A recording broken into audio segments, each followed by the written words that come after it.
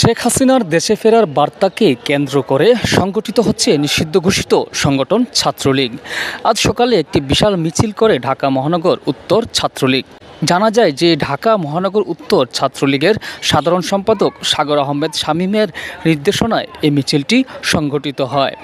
মিছিলটিতে নেতৃত্ব দিতে দেখা যায় একাধিক মামলার আসামি ঢাকা মহানগর ছাত্রলীগ নেতা মুশফিকুর হোসেন রাকিব, বন্যা তালুকদার, আপন, নুরুল হক, সর্দার সুমন, রানা অন্তর, বনিসহ আরও কিছু থানা ছাত্রলীগের পদধারী নেতাদের। প্রায় 250+ এর অধিক নেতাকর্মী এই মিছিলে অংশগ্রহণ করতে দেখা গেছে ভিডিওতে।